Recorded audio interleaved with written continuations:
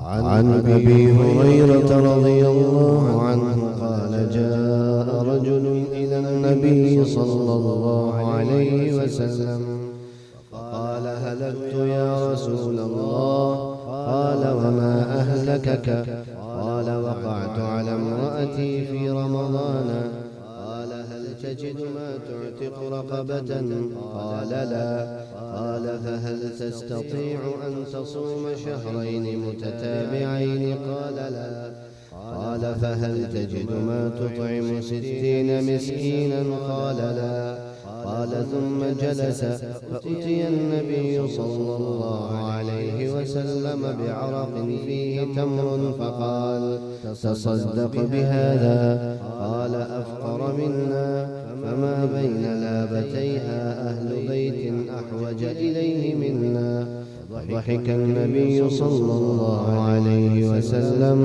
حتى بدت أنيابه ثم قال فأطعمه أهلك۔ حضرت ابو ہریرہ رضی اللہ تعالیٰ عنہ سے مروی ہے کہ ایک مرتبہ ایک آدمی بارگاہ نبوت میں حاضر ہوا اور کہنے لگا یا رسول اللہ صلی اللہ علیہ وسلم میں ہلاک ہو گیا۔ نبی علیہ السلام نے فرمایا تجھے کس چیز نے ہلاک کیا؟ وہ کہنے لگا کہ میں نے روزے کی حالت میں رمضان کے مہینے میں اپنی بیوی سے تنہائی کی ملاقات کر لی۔ نبی علیہ السلام نے فرمایا کیا تمہارے پاس آزاد کرنے کے لیے کوئی غلام ہے؟ اس نے کہا نہیں۔ نبی علیہ السلام نے اس سے پوچھا کیا تم 2 مہینے مسلسل روزے رکھنے کی طاقت رکھتے ہو؟ اس نے کہا نہیں۔ نبی علیہ السلام نے فرمایا کیا تمہارے پاس اتنا مال ہے کہ تم 60 مسکینوں کو کھانا کھلا سکو؟ اس نے کہا نہیں۔ اس گفتگو کے بعد وہ تھوڑی دیر بیٹھا رہا۔ اسی اثناء میں نبی علیہ السلام کے پاس کہیں سے ایک ٹوکری آئی جس میں کھجوریں تھیں۔ نبی علیہ السلام نے اس سے فرمایا یہ کھجوریں اپنی طرف سے صدقہ کر دو۔ وہ کہنے لگا کیا اپنے سے بھی زیادہ کسی فقیر پر؟ مدینہ منورہ کے دونوں کناروں کے درمیان کوئی گھرانہ ایسا نہیں ہے جو ہم سے زیادہ محتاج اور ضرورت مند ہو۔ اس پر نبی علیہ السلام مسکرانے لگے حتیٰ کہ دندان مبارک ظاہر ہو گئے۔ پھر نبی علیہ السلام نے اس سے فرمایا اسے لے جاؤ اور اپنے اہل خانہ کو ہی کھلا دو۔ عن عائشة رضي الله عنها أنها قالت جاء رجل إلى رسول الله صلى الله عليه وسلم فقال احترقت قال رسول الله صلى الله عليه وسلم لما قال وطئت امرأتي في رمضان نهارا قال تصدق قال ما عندي شيء فأمره أن يجلس فجاءه عرقان فيهما طعام فأمره رسول الله صلى الله عليه وسلم أن يتصدق به۔ حضرت عائشہ صدیقہ رضی اللہ تعالی عنہا سے مروی ہے کہ ایک آدمی بارگاہ رسالت میں حاضر ہوا اور کہنے لگا کہ میں آگ میں جل گیا۔ نبی علیہ السلام نے پوچھا وہ کیسے؟ اس نے کہا کہ میں نے رمضان کے مہینے میں دن کے وقت اپنی بیوی سے تنہائی کی ملاقات کر لی۔ نبی علیہ السلام نے اس سے 2 مرتبہ فرمایا صدقہ کرو۔ وہ کہنے لگا کہ میرے پاس تو کچھ نہیں ہے۔ نبی علیہ السلام نے اسے بیٹھ جانے کا حکم دیا۔ اسی دوران نبی علیہ السلام کے پاس کہیں سے غلے کے 2 ٹوکرے آ گئے۔ نبی علیہ السلام نے اسے حکم دیا کہ اسے جا کر صدقہ کر دے۔ تشریح: روزہ نام ہے کھانے پینے اور بیوی کے ساتھ تنہائی کی ملاقات سے پرہیز کرنے کا۔ اس پرہیز سے اس کا روحانی علاج خوب اچھی طرح ہو جاتا ہے، اور یوں بھی یہ بات مشہور ہے کہ پرہیز علاج سے زیادہ ضروری ہوتا ہے۔ یہی وجہ ہے کہ اگر کوئی شخص بیمار ہو جائے اور وہ مضر چیزوں سے پرہیز نہ کرے تو اس کی بیماری کی شدت میں کمی واقع نہیں ہوتی، خواہ وہ کتنی ہی مہنگی دوائیاں کھا لے۔ یہی حال روزے کا ہے کہ روزہ اہل ایمان کا پرہیز ہے، اس سے ان کی روحانی بیماریوں کی شدت میں کمی ہوتی ہے۔ اور روزے میں 3 چیزوں سے پرہیز ہے۔ اگر کوئی شخص ان 3 چیزوں سے پرہیز کرے گا تو اس کا روزہ مکمل ہوگا، اور جب روزہ مکمل ہوگا تو اس کی روحانی بیماریاں ختم ہو جائیں گی۔ اور اگر کوئی شخص ان میں سے کسی ایک چیز میں بھی بد پرہیزی کرے گا تو اس کا روزہ ٹوٹ جائے گا۔ زیر تذکرہ دونوں حدیثوں میں اسی بات کو نمایاں کیا گیا ہے کہ جو شخص ماہ رمضان میں روزے کے دوران اپنی بیوی سے ارادتاً اور جان بوجھ کر یعنی یاد ہونے کے باوجود تنہائی کی ملاقات کر لے تو نہ صرف یہ کہ اس کا روزہ ٹوٹ جائے گا بلکہ ایسا کرنے کی وجہ سے وہ سزا کا مستحق بھی ہوگا، اور اس کی سزا یہ ہے کہ اس پر کفارہ لازم ہوگا۔ رمضان کا روزہ توڑنے کے کفارے میں بالترتیب 3 چیزیں ہیں۔ نمبر 1، ایک غلام خرید کر اللہ کے نام پر آزاد کرنا۔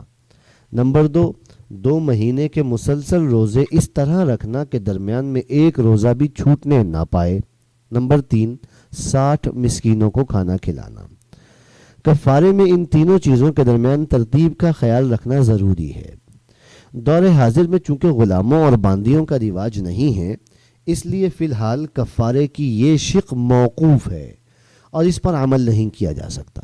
نیز عام طور پر رمضان کے مہینے میں اپنی بیوی سے تنہائی کی ملاقات کرنے والا کوئی نوجوان ہی ہو سکتا ہے جسے اپنے جذبات پر قابو نہ رہا ہو، اور نوجوان آدمی میں روزہ رکھنے کی طاقت ہوتی ہے، اس لیے نوجوان آدمی کے حق میں روزہ توڑنے کا کفارہ یہی ہے کہ وہ 2 مہینے مسلسل روزے رکھے، اس طرح کے درمیان میں ایک روزہ بھی چھوٹنے نہ پائے۔ اگر ایک روزہ بھی درمیان میں چھوٹ جائے تو دوبارہ نئے سرے سے روزے رکھنا پڑیں گے۔ یہ سزا ہے ماہ رمضان میں روزے کی حرمت کا خیال نہ رکھنے کی اور اپنے جذبات سے مغلوب ہونے کی۔ لیکن اگر کوئی نوجوان آدمی ایسی بیماری میں مبتلا ہو کہ روزے نہ رکھ سکتا ہو، یا کوئی آدمی عمر رسیدہ ہو، رمضان کے مہینے میں بے قابو ہو کر اپنی بیوی سے ملاقات کر بیٹھا ہو اور اب اس میں 2 مہینے کے روزے رکھنے کی طاقت نہ ہو، تو پھر اسے تیسری شق اختیار کرنے کی اجازت ہوگی، یعنی یہ کہ 60 مسکینوں کو کھانا کھلا دے۔ ان میں سے ہر مسکین کو صدقہ فطر کی مقدار کے برابر گندم یا اس کی قیمت دے دی جائے تو اس کا کفارہ ادا ہو جائے گا۔ اور کیا جا سکتا ہے کہ رمضان کا روزہ توڑنے کا کفارہ اس قدر سخت رکھنے کی وجہ یہی ہے کہ کوئی شخص جان بوجھ کر رمضان کا روزہ نہ توڑے۔ اس کی ایک وجہ تو یہ ہے کہ ماہ رمضان کا تقدس پامال نہ ہو، دوسری وجہ یہ ہے کہ ماہ رمضان کا مقصد فوت نہ ہو، اس لیے کہ ماہ رمضان ضبط نفس کا مہینہ ہے۔ اگر کوئی شخص اپنی بیوی سے تنہائی کی ملاقات کرتا ہے تو اسے ضبط نفس کہاں حاصل ہوا؟ اب اس ایک روزے کو توڑنے کا بدلہ اور کفارہ یہ ہے کہ 2 مہینے مسلسل روزے رکھے اور خود کو ضبط نفس کا عادی بنائے۔ احکام اسلام پر عمل کرنے والا شخص اس سزا کی اہمیت سے واقف ہوتا ہے، اس لیے وہ ایسے کام کی جرت ہی نہیں کرتا جس کی وجہ سے اسے اتنی سخت سزا برداشت کرنی پڑے۔ اس سزا کے سخت ہونے میں ایک قابل غور پہلو یہ بھی ہے کہ گزشتہ صفحات میں یہ بات معلوم ہو چکی ہے کہ روزے کی حالت میں اپنی بیوی کو بوسہ دینا اور اس کے جسم کے ساتھ اپنا جسم ملانا جائز ہے۔ زیر تذکرہ مسئلے سے اس بات کو واضح کرنا مقصود ہے کہ دیکھنا کہیں اس اجازت سے شادمان ہو کر اپنے جذبات سے اتنے مغلوب نہ ہو جانا کہ حد سے آگے بڑھ جاؤ، اس لیے کہ اگر تم حد سے آگے بڑھے تو یاد رکھنا کہ اس کی سزا بھی بہت سخت ہے۔ اوپر کی تفصیل سے یہ بات بھی معلوم ہو گئی کہ بعض لوگ یہ سمجھتے ہیں کہ روزے کے کفارے میں جو 3 شقیں رکھی گئی ہیں، انسان کو اختیار ہے کہ ان میں سے کوئی بھی شق اختیار کر لے، اور چونکہ عام طور پر لوگوں کو تیسری شق میں آسانی معلوم ہوتی ہے کیونکہ اس طرح انہیں بہت زیادہ انتظار نہیں کرنا پڑتا، وہ کسی مدرسے یا یتیم خانے میں جا کر اتنی رقم جمع کرا دیتے ہیں یا وہاں کھانا پکوا کر پہنچا دیتے ہیں اور اپنی ذمہ داری سے آزاد ہو جاتے ہیں، اور ان کے لیے اپنی بیوی کے قریب جانا جائز ہو جاتا ہے۔ لیکن یاد رکھنا چاہیے کہ اس تیسری شق کی سہولت اور اجازت صرف ان لوگوں کے لیے ہے جو اتنے بیمار یا بوڑھے ہو چکے ہوں کہ ان میں روزے رکھنے کی طاقت ہی نہ ہو۔ عام لوگوں کے لیے دور حاضر میں دوسری شق ہی متعین ہے۔ یہاں یہ بات بھی واضح ہو جانا ضروری ہے کہ چونکہ اس ملاقات میں میاں بیوی دونوں شریک تھے اور دونوں ہی کی رضامندی سے یہ کام ہوا ہے، اس لیے ان دونوں پر جدا جدا کفارہ واجب ہوگا۔ گویا ان دونوں کی طرف سے 120 مسکینوں کو کھانا کھلایا جائے گا، یا صحت مند ہونے کی صورت میں ان دونوں کو الگ الگ طور پر 2 مہینے کے روزے رکھنے ہوں گے۔ البتہ عورت کے لیے یہ آسانی ہے کہ اس کے ماہانہ عذر کی وجہ سے ناغے کے جو ایام درمیان میں آئیں گے اور اس کا تسلسل خراب ہوگا تو اسے اس کی معافی ہے، ایام عذر گزرتے ہی اپنے روزے شروع کر دے، نیز اس کفارے کی وجہ سے ان کے ذمے اس توڑے ہوئے روزے کی قضا ساقط نہیں ہوگی جس کا کفارہ ان پر لازم ہوا ہے۔ یعنی اس صورت میں میاں بیوی پر قضا بھی لازم ہوگی اور کفارہ بھی لازم ہوگا۔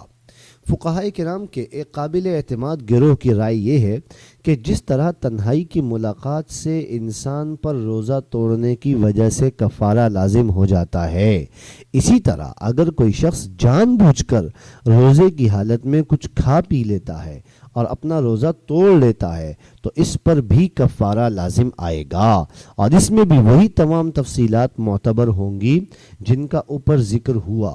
اگرچہ فقہا کا ایک دوسرا گروہ کفارے کو تنہائی کی ملاقات کے ساتھ خاص کرتا ہے، لیکن اس ناکارہ کے نزدیک ترجیح پہلی رائے کو ہی ہے، اس لیے کہ کفارے کا وجوب دراصل رمضان کے مہینے میں جان بوجھ کر روزہ توڑ دینے کی وجہ سے ہوا ہے، اور روزہ جس طرح تنہائی کی ملاقات سے ٹوٹ جاتا ہے کھانے پینے سے بھی ٹوٹ جاتا ہے، لہٰذا تینوں کی سزا یکساں ہونی چاہیے، اور یوں بھی روزے کی تعریف میں ان تینوں چیزوں کا پرہیز معتبر ہے، لہٰذا بد پرہیزی کی صورت میں سزا بھی یکساں ہوگی۔ یہاں اس پہلو پر غور کرنا بھی ضروری ہے کہ اگر کوئی شخص ماہ رمضان کا روزہ جان بوجھ کر ارادتاً توڑ دے اور اس پر کفارہ لازم ہو جائے، لیکن اس کے پاس نہ کوئی غلام ہو کہ وہ اسے آزاد کر سکے، نہ وہ اتنا صحت مند ہو کہ 2 مہینے کے مسلسل روزے رکھ سکے، اور نہ ہی اس کے پاس اتنی رقم ہو کہ وہ 60 مسکینوں کو کھانا کھلا سکے، تو آیا اس کے ذمے سے کفارہ ساقط ہو جائے گا یا اسے کوئی خصوصی سہولت دی جائے گی؟ زیر تذکرہ حدیث میں چونکہ ایسی ہی صورتحال درپیش ہے، اس لیے اس سے اس کا حکم معلوم کیا جا سکتا ہے۔ چنانچہ زیر تذکرہ حدیث سے اتنی بات تو واضح ہو جاتی ہے کہ اس شخص سے کفارہ ساقط نہیں ہوگا، بلکہ اس پر لازم ہوگا کہ کشائش اور گنجائش ہونے تک انتظار کرے، اور جب اس کے پاس اتنی رقم جمع ہو جائے کہ کم از کم 60 مسکینوں کو کھانا ہی کھلا سکے تو اس شق پر عمل کر کے اپنے جرم کا کفارہ ادا کر دے۔ لیکن زیر تذکرہ حدیث میں ایک دلچسپ صورتحال یہ پیدا ہو گئی کہ وہ شخص جس نے ماہ رمضان میں اپنی بیوی سے تنہائی کی ملاقات کر لی تھی، اور اس کا نام محدثین نے سلمہ ابن صخر یا سلمان ابن صخر بیان کیا ہے، نبی علیہ السلام کی مجلس میں گنجائش کی امید کے ساتھ بیٹھ گیا۔ اسی اثنا میں نبی علیہ السلام کے پاس کہیں سے کھجور کی 1-2 ٹوکریاں آ گئیں۔ نبی علیہ السلام نے اس سے فرمایا کہ تم اپنے روزے کے کفارے میں یہی کھجوریں مسکینوں کو لے جا کر کھلا دو۔ تو اس نے کہا کہ مدینہ منورہ کے ایک کونے سے لے کر دوسرے کونے تک ہم سے زیادہ غریب گھرانہ تو کوئی نہیں ہے، اگر میں نے یہ کھجوریں مسکینوں کو ہی کھلانی ہیں تو میں اپنے اہل خانہ کو نہ کھلا دوں؟ اس پر نبی علیہ السلام نے مسکرا کر اسے ایسا کرنے کی اجازت دے دی۔ اب یہاں یہ سوال پیدا ہوتا ہے کہ کیا کوئی شخص روزہ توڑ کر اس کا کفارہ خود اپنے ہی ضرورت مند اہل خانہ کو دے سکتا ہے یا نہیں؟ فقہائے کرام کے قابل اعتماد گروہ کی رائے یہ ہے کہ ایسا کرنا جائز نہیں ہے۔ اگر کوئی شخص ایسا کرے گا تو اس کا کفارہ ادا نہیں ہوگا اور اسے اثر-نو کفارہ ادا کرنا پڑے گا۔ لیکن اس پر یہ واضح اشکال ہوگا کہ پھر نبی علیہ السلام نے اس شخص کو یہ اجازت کیوں دی کہ وہ جا کر اپنے اہل خانہ کو ہی وہ کھجوریں کھلا دے؟ تو علماء نے اس کا جواب یہ دیا ہے کہ دراصل نبی علیہ السلام نے اس کی غربت اور تنگ دستی کو دیکھ کر اسے اس بات کی اجازت دی تھی کہ وہ پہلے اپنے اہل خانہ کی ضرورت کو پورا کر لے اور جب اس کے پاس گنجائش ہو تو اپنے اس جرم کا کفارہ ادا کر دے۔ گویا نبی علیہ السلام نے اسے وہ کھجوریں عام بخشش کے طور پر دی تھیں، کفارہ صوم کے طور پر نہ دی تھیں۔ یہیں سے یہ بات بھی معلوم ہو گئی کہ غربت اور تنگ دستی کفارے کو ساقط کرنے کے لیے قابل قبول عذر نہیں ہے۔ زیادہ سے زیادہ اسے مؤخر کرنے کی اجازت دی جا سکتی ہے، تاہم اس میں اس پہلو کو بہرحال مد نظر رکھنا ہوگا کہ جو ہی اس کے پاس کفارہ ادا کرنے کے اسباب جمع ہوں گے اس پر کفارہ ادا کر